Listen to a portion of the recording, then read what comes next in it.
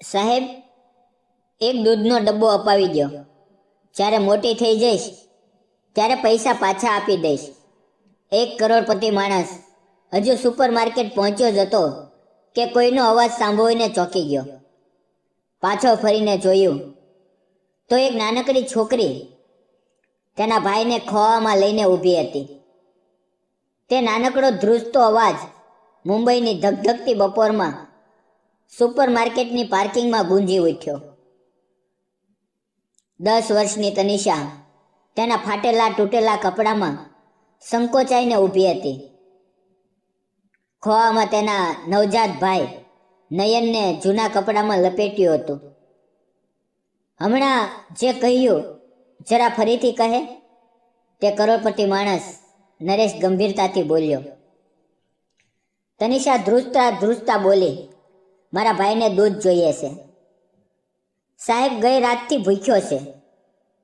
નરેશને પહેલી વાર કોઈની આંખમાં એવો વિશ્વાસ દેખાયો જે ખરીદી શકાતો નહોતો. તેના આ શબ્દો સાંભળતા જાણે પાર્કિંગ થંભી ગઈ હોય. ભીડ હવે જોવા માંગતી હતી કે આ કરોડપતિ શું કરે છે. ઘણા લોકો વિચારતા હતા કે તે પણ બાકીના અમીરોની જેમ ના પાડી દેશે. પણ નરેશ તેની નજીક ઝૂક્યો, નયનને જોયો અને પછી તનિષાને બોલ્યો, જો તું સાચું કહે છે તો આજે ફક્ત દૂધ નહીં, જે જરૂરિયાત હશે તે બધું હું અપાવીશ. કેટલાક લોકો વિડીયો બનાવવા લાગ્યા, જાણે કોઈ મોટો ડ્રામો થવાનો હોય. તનિષાને ખબર નહોતી કે આ માણસ કોણ છે. તેને બસ તેના ભાઈનો ભૂખ્યો ચહેરો યાદ આવી રહ્યો હતો. નરેશે હાથથી ઇશારો કર્યો, ચાલ મારી સાથે. તનિષા ખચકાતા ખચકાતા આગળ વધી. વિચારતી હતી કે આટલા મોંઘા કપડાં પહેરેલો માણસ મદદ કેમ કરશે. દુકાનની અંદર જતા જ નરેશે એક ટોપલી ઉઠાવી અને બોલ્યો, દૂધ બતાવ, કયું જોઈએ છે. તનિષા એકદમ નાના સેલ્ફ તરફ દોડી, જ્યાં સૌથી નાનું અને સૌથી સસ્તું પેકેટ રાખ્યું હતું. બસ આટલું જ? હા સાહેબ, આ સસ્તું છે. તેના શબ્દો જાણે નરેશની અંદર કંઈક વિંધી નાખ્યું હોય. પણ અસલી ઝટકો તેને ત્યારે લાગ્યો જ્યારે તેણે પૂછ્યું, ઘરમાં બીજું કોઈ નથી? તનિષાએ ધીમેથી કહ્યું, મને ખબર નથી મારા ઘરમાં કોણ છે. 3 દિવસથી કોઈ પાછું આવ્યું નથી. નરેશના હાથ થંભી ગયા. મતલબ? મમ્મીને કામ માટે જવાનું હતું અને ત્યારથી પાછી નથી આવી. હું અને નયન બસ રાહ જોઈ રહ્યા હતા. પછી દૂધ પણ ખતમ થઈ ગયું. નરેશે તેની આંખોમાં જોયું. તે છોકરી જૂઠું બોલી શકે તેમ નહોતી. અને ત્યારે પહેલી વાર નરેશે વિચાર્યું, ખરેખર કોણ મૂકી ગયું છે છોકરી, કે આ શહેર જેણે માણસાઈ ખોઈ દીધી છે. નરેશે ટોપલીમાં દૂધ, થોડી ખાવા પીવાની વસ્તુઓ અને બેબી ફ્રૂટ મૂકી દીધું. તનિષા ડરતા ડરતા બોલી, સાહેબ આટલું બધું ન લ્યો, હું તમને કેવી રીતે પાછું આપીશ. નરેશે કહ્યું, કેટલાક કર્જ એવા હોય છે જે પાછા અપાતા નથી, બસ યાદ રખાય છે. તનિષા પહેલી વાર હસી. એક માસૂમ ખચકાથી પણ આ સ્મિત આવતા જ એ પળ ગાયબ થવાની હતી. એક એવા કારણથી જેને જોઈને નરેશ પણ સ્તબ્ધ થઈ ગયો. જ્યારે તેઓ ડીલિંગ કાઉન્ટર તરફ જઈ રહ્યા હતા, તનિષાના પગ લથડ્યા અને તે જમીન પર પડી ગઈ. નયન તેના ખોવામાં ધ્રુજી ગયો. નરેશ ગભરાઈને ઝૂક્યો, શું થયું તને? કંઈ નહીં સાહેબ, બસ થોડું ચક્કર આવી ગયું. 2 દિવસથી બરાબર ખાધું નથી. આ સાંભળીને નરેશની દિલ જાણે ભારે થઈ ગયું. નરેશે નયનને ખોવામાં ઉઠાવ્યો. પહેલી વાર તેણે કોઈ બાળકને ખોવામાં લીધું હતું. પણ હવે તેના મનમાં એક પ્રશ્ન ઊભો થઈ ચૂક્યો હતો. આ બાળકો અહીંયા સુધી કેવી રીતે પહોંચ્યા? બિલ ચૂકવીને ત્રણેય બહાર આવ્યા. તો નરેશે પૂછ્યું, તમે ક્યાં રહો છો? ક્યાં સાહેબ? પાસેની ગલીમાં જૂની ઝૂંપડી હતી, પણ 2 દિવસ પહેલા તોડી દેવાય, એટલે રોડ કિનારે રહીએ છીએ. નરેશ સ્તબ્ધ થઈ ગયો. તે કોઈની મદદ નહોતી માંગી. મમ્મી કહેતી હતી ક્યારેય કોઈની પાસે ભીખ ના માંગવી, એટલે ફક્ત દૂધ માંગ્યું હતું. આ જવાબે નરેશને અંદરથી વિચલિત કરી દીધો. હવે તે ફક્ત મદદ કરનારો માણસ નહોતો, તેને સમજવું હતું કે આ બાળકો કઈ હાલતમાં છે. નરેશ ગાડી વાવીને તે જ ગલી તરફ લઈ ગયો જ્યાં તૂટેલી ઝૂંપડીઓના ઢગલા હતા. તૂટેલું ફર્નિચર, વેરવિખેર સામાન. અહીંયા તમે રહેતા હતા? હા સાહેબ. નરેશે પહેલી વાર અનુભવ્યું કે ઇમારતો બનાવનારના હાથ ક્યારેક ક્યારેક લોકોના ઘર પણ તોડી દે છે. ભલે અજાણતા જ, પણ આ વાર્તામાં એક વધુ વાંક તેમની રાહ જોઈ રહ્યો હતો. નરેશે ઊંડો શ્વાસ લીધો અને બોલ્યો, તમે બંને મારી સાથે ચાલો. તનિષા ગભરાઈ ગઈ. ક્યાં સાહેબ? ડરીશ નહીં, બસ થોડે દૂર મારી ઓફિસ સુધી જવાનું છે. પછી હું તમને ત્યાં લઈ જઈશ જ્યાં તમે સુરક્ષિત રહી શકો. તનિષાએ માથું હલાવ્યું. તેની પાસે બીજો કોઈ રસ્તો નહોતો, પણ નરેશને ખુદને ખબર નહોતી કે તેનું આગલું પગલું તેની જિંદગીને કેવી રીતે બદલી દેશે. ઓફિસ પહોંચતા જ બધા હેરાન હતા. બસ બાળકો સાથે નરેશે સૂચના આપી, કોઈએ વિડીયો બનાવવાનો નથી. સ્ટાફ બાળકો માટે ખાવાનું લાવ્યા. તનિષાએ ખાવાની તરફ એવી રીતે જોયું જાણે વિશ્વાસ જ ન આવી રહ્યો હોય કે આજે તેનું પેટ ભરાવાનું છે. જ્યારે તેણે પહેલો કોળિયો લીધો તેની આંખો ભરાઈ આવી. પણ અસલી તોફાન હજી બાકી હતું. બાળકોની માતા વિશે એક ખબર મળવાની હતી. નરેશને તે ગલીના એક વૃદ્ધનો કોલ આવ્યો. બેટા, કેટલાક લોકો જણાવી રહ્યા છે બાળકોની માતા પાસેની હોસ્પિટલમાં છે. કદાચ નબળા પડીને પડી ગઈ છે. તનિષા સાંભળીને ઊભી થઈ ગઈ. સાહેબ, હમણાં ચાલો. નરેશે મોડું ન કર્યું, ગાડી દોડાવી દીધી. પણ હોસ્પિટલ પહોંચીને જે મળ્યું તે આશા અને ડરનું મિશ્રિત રૂપ હતું. ત્યાં એક મહિલા હતી, પીડામાં નબળી પણ જીવંત મમ્મી. તનિષા દોડીને તેની પાસે ગઈ. મહિલાની આંખો ભરાઈ આવી. હું કામ શોધવા ગઈ હતી, પણ તબિયત બગડી ગઈ. નરેશે ડૉક્ટર સાથે વાત કરી. ધીમા અવાજમાં ગંભીર થઈને, થોડી દવાઓ લાગશે, થોડી દેખભાળ. પણ ડૉક્ટરે કહ્યું.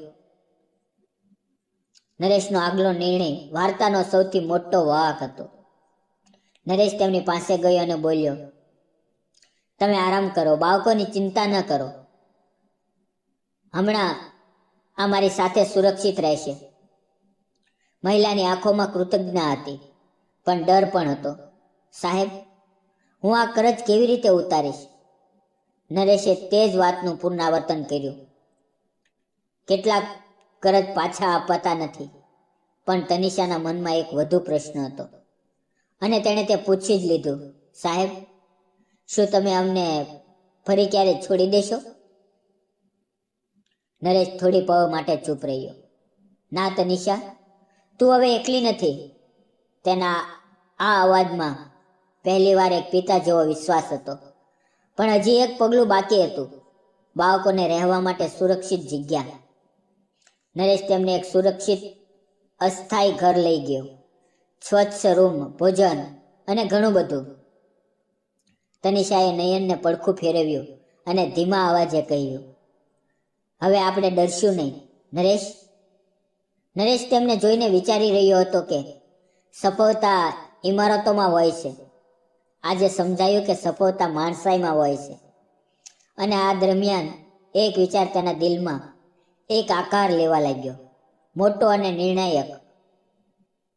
બીજે દિવસે નરેશ હોસ્પિટલમાં પહોંચ્યો. તમે ઠીક છો? મહિલાએ કહ્યું, હા સાહેબ. પણ બાળકો? તમારા બાળકો સુરક્ષિત છે, અને જો તમે ઈચ્છો તો હું તેમના ભવિષ્યની જવાબદારી લેવા માંગુ છું. ભણતર, રહેવાનું, સારવાર, બધું. મહિલાની આંખોમાં આંસુ આવી ગયા. હવે વાર્તા તેના ભાવનાત્મક શિખર તરફ હતી, જ્યાં બાળકો નવી સફર શરૂ કરવાના હતા. મહિલા સ્વસ્થ થવા લાગી. તનિષા અને નયનને પહેલી વાર સારી ઊંઘ લીધી. પહેલું સુરક્ષિત ભોજન ખાધું. નરેશ રોજ તેમને મળવા આવતો. એક વિચિત્ર પ્રકારનું પોતાપણું બનવા લાગ્યું. ક્યારેક તે જ બાળકોની જવાબદારી કોઈ પાસેથી નહોતો લેતો. આજે તે પોતાના દિલમાં જગ્યા આપી રહ્યો હતો.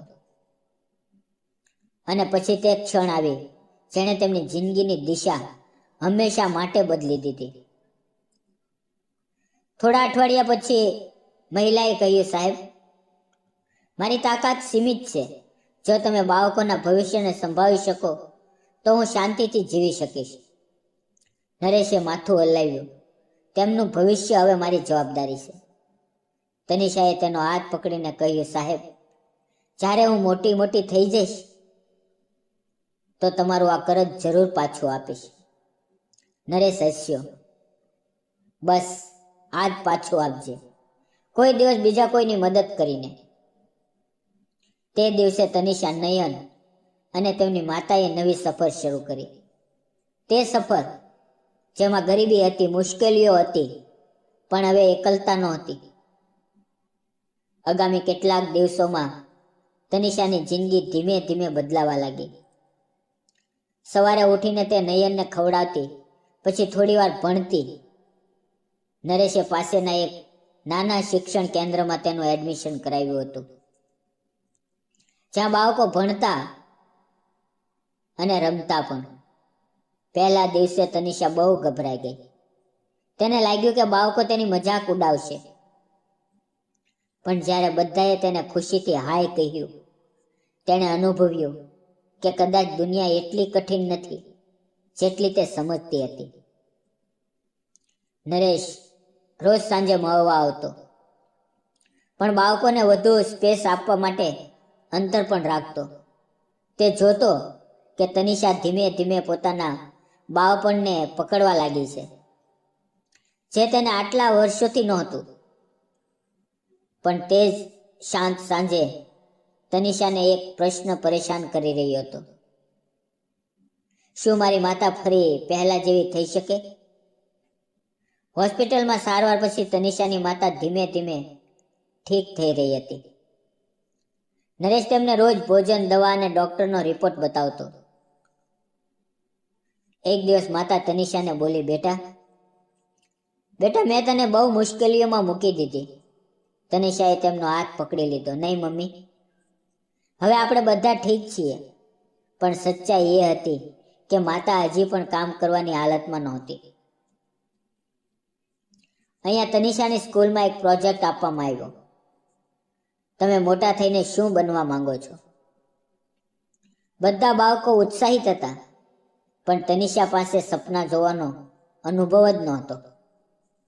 ટીચરે પૂછ્યું, તમે શું બનવા માંગો છો તનિષા? તનિષા ચૂપ થઈ ગઈ.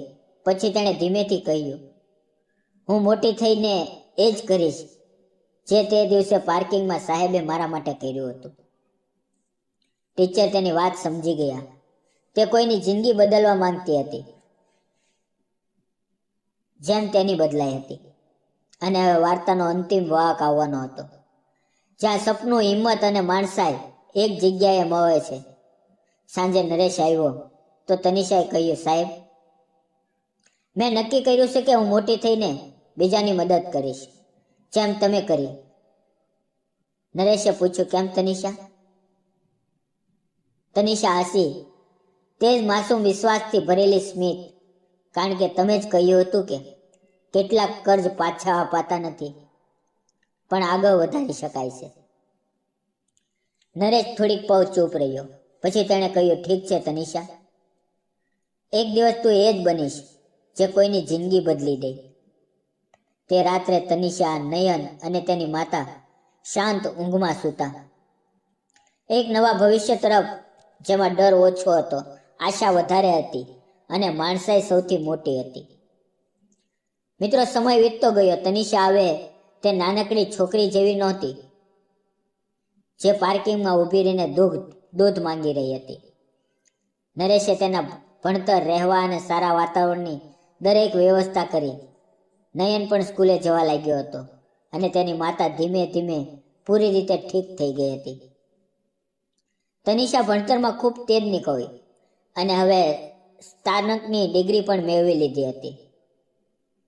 અને તે જ પવે તેણે નક્કી કરી લીધું તે ભણી ગણીને ફક્ત નોકરી નહીં કરે, તે બાળકો માટે લડત લડશે જેને દુનિયા અવારનવાર અવગણી દે છે.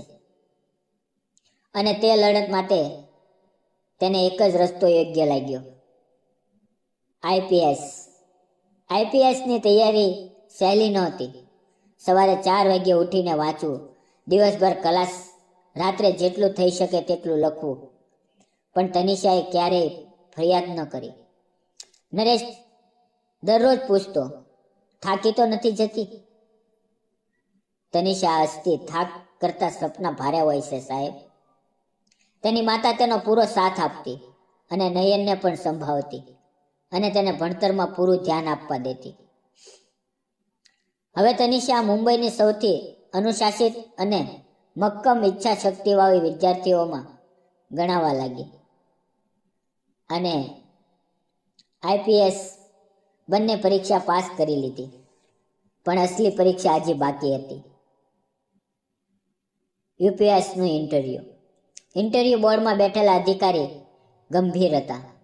એક અધિકારીએ પૂછ્યું, તનિષા, તમે આઈએએસ કેમ બનવા માંગો છો? તનિષાએ ઊંડો શ્વાસ લઈને કહ્યું, કારણ કે મેં ગરીબીને સમસ્યાની જેમ નહીં, દર્દની જેમ અનુભવી છે. હું આઈપીએસ એટલે બનવા માંગુ છું કે કોઈ બાળકને ભૂખથી દૂધ ન માંગવું પડે. રૂમમાં થોડી પળ શાંતિ છવાઈ રહી. પછી એક અધિકારીએ હસીને કહ્યું, ખૂબ સારો જવાબ. પણ તે દિવસે તેને ખબર નહોતી કે થોડા અઠવાડિયા પછી તેનું નામ તે લિસ્ટમાં હશે જે જિંદગી બદલી દેશે. રિઝલ્ટના દિવસે તનિષા કમ્પ્યુટરની સામે બેઠી ધ્રુજી રહી હતી. માતા અને નયન બંને તેની પાછળ ઊભા હતા. નરેશ પણ આવ્યો, એટલો જ નર્વસ જેટલો કદાચ ક્યારેય એ પોતાના મોટા સોદાઓના સમયે પણ નહોતો. તનિષાએ રોલ નંબર નાખ્યો. સ્ક્રીન લોડ થઈ અને પછી તેનું નામ ચમકી રહ્યું હતું. તેણે સીટ પાડી નહીં, બસ આંસુ વહેવા લાગ્યા. માતાએ તેને ગળે લગાવી લીધી. નરેશે કહ્યું, આજે તે પોતાને જ નહીં, આ શહેરને પણ જીતી લીધું છે. પણ આઈએએસ બનવું મંજિલ નહોતી. હવે અસલી સફર શરૂ થવાની હતી. તનિષાની પહેલી પોસ્ટિંગ એક એવા જિલ્લામાં થઈ જ્યાં બાળકોના શિક્ષણ અને પોષણની સમસ્યા ખૂબ ઊંડી હતી. લોકો તેને એક કડક અને ઈમાનદાર અધિકારી તરીકે જાણતા હતા, પણ તેની અસલ ઓળખ હતી એક સંવેદનશીલ માણસ જેણે દરેક સ્કૂલે જઈને બાળકો સાથે વાત કરી, દરેક આંગણવાડીની વ્યવસ્થા જોઈ, દરેક મહિલાને પૂછ્યું શું તેમને મદદ મળી રહી છે. લોકોએ અનુભવ્યું કે આ અધિકારી ફાઇલોમાં નહીં, જમીન પર સમાધાન શોધે છે. અને પછી એક દિવસ તેને તે જ દ્રશ્ય દેખાયું જેણે તેના જીવવાનું ચક્ર પૂરું કરી દીધું. નિરીક્ષણથી પાછા ફરતી વખતે તેને રોડ કિનારે એક છોકરી દેખાય, ભૂખી, ડરેલી, પોતાના નાના ભાઈને લીધેલી, બરાબર એવી જ જેમ વર્ષો પહેલા તે પોતે હતી. તનિષા ગાડી રોકાવીને બહાર આવી.